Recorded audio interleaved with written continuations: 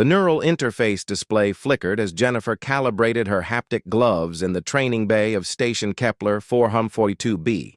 She'd been assigned to the Outer Rim facility for 6 months now, studying xenobiology protocols among cadets who'd never seen Earth's blue sky.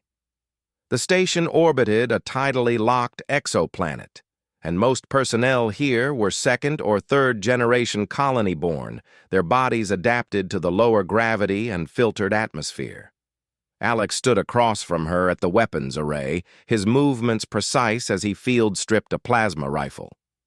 Jennifer had noticed him before, the only Earthborn combat specialist in their cohort. His medical file listed modifications she could barely comprehend. Enhanced bone density, accelerated neural pathways, mitochondrial optimization for Earth's harsh 1G environment. The veterans called people like him gravitars, soldiers who could crush a colonist's bones with a casual grip. "Cadet Park, your synchronization rate is dropping," the AI instructor announced through the bay's speaker system. "Recommend recalibration." Jennifer sighed and pulled off her right glove, examining the sensor array embedded in her palm. The bioconductive threads had oxidized again, a common problem in the station's high oxygen atmosphere. She moved toward the maintenance console, her attention focused on the damaged circuitry. That's when she collided with Alex. The impact wasn't hard. Her 0.6G adapted frame barely registered the contact, but her bare palm brushed against his neck, right where his tactical suit had ridden down, exposing a mark she'd never seen before. The room went silent. Jennifer stumbled back, her eyes widening as she stared at the symbol beneath his jaw, an intricate geometric pattern that seemed to shift and pulse with bioluminescent light. It wasn't a tattoo. The mark existed within his skin, a three-dimensional lattice of quantum dots that resonated at frequencies just beyond visible spectrum. "You touched it," someone whispered from across the bay. Alex's hand snapped to his neck, covering the mark. His expression was unreadable, but Jennifer saw something flicker in his eyes, shock, perhaps, or recognition of something irreversible. Cadet Morrison, a Mars-born tactical officer, pushed through the gathering crowd. "Do you have any idea what you just did?" Jennifer's throat went dry. It was an accident. I was just—" "That's a combat mark," Morrison interrupted, her voice barely above a whisper. "An Earthborn binding oath." The words hung in the recycled air like a death sentence. Jennifer had read about the combat marks in historical archives, remnants of Earth's unification wars, when individual nations had collapsed into militant survival zones. Warriors who'd proven themselves in the Himalayan fronts or the Saharan campaigns received genetic modifications that went beyond physical enhancement. The marks were living contracts, encoded into their DNA through CRISPR-enhanced retroviruses. "The mark recognizes skin-to-skin contact," Alex said quietly, finally breaking his silence.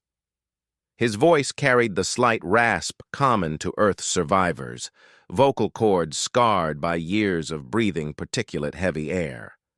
Specifically, contact with bioelectric signatures different from Earth's baseline. "Which means?" Jennifer asked, though dread was already pooling in her stomach. "It means you've been identified as my charge," Alex replied. He lowered his hand from his neck, revealing the mark fully. The geometric pattern had changed. What had been a simple hexagonal lattice now branched outward, forming new connections that pulsed in rhythm with his heartbeat. "The mark has bonded to your cellular signature. According to the old guard protocols, I'm now responsible for your survival until the obligation is fulfilled or one of us dies." The training bay erupted in whispers. Jennifer caught fragments of conversation. Binding oath, blood debt, Earthside traditions, each phrase adding weight to her growing panic. "This is ridiculous," she said, forcing steadiness into her voice. "We're not on Earth. We're on a research station 200 light-years from Sol. Those protocols don't apply here." The mark doesn't care about jurisdiction, Morrison said softly. It's biological imperative coded into his autonomic nervous system. He literally can't ignore it. Alex's jaw tightened. She's right. My endocrine system is already responding. Elevated adrenaline, heightened threat assessment, protective aggression toward potential dangers to you. He looked at Jennifer with something approaching resignation.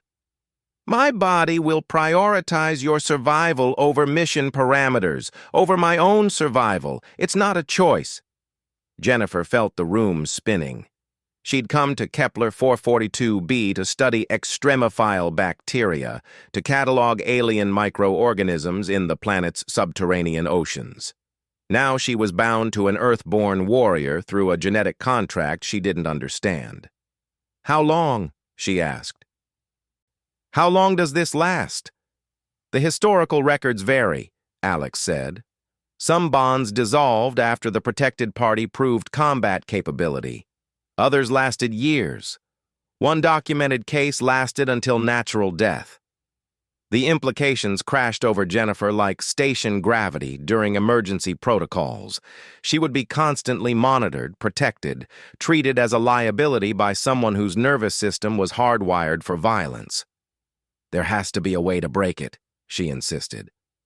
Alex touched the mark again, his fingers tracing the new patterns. There is. You'd need to demonstrate combat competence under life-threatening conditions. Prove to my autonomic system that you don't require protection.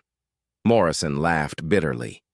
You're a xenobiology specialist with 0.6G muscle adaptation. He's been killing since he was 14 in 1G death zones. What kind of competence demonstration would satisfy an Earthborn combat mark? Jennifer met Alex's eyes.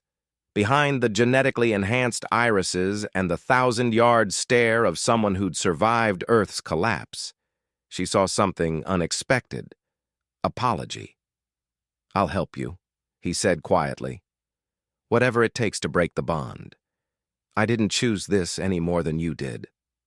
The AI instructor's voice cut through the tension. All cadets report to Briefing Room 7. Emergency xenological alert. Repeating, emergency xenological alert. As the bay emptied, Jennifer stood frozen, her palm still tingling where she'd touched the mark.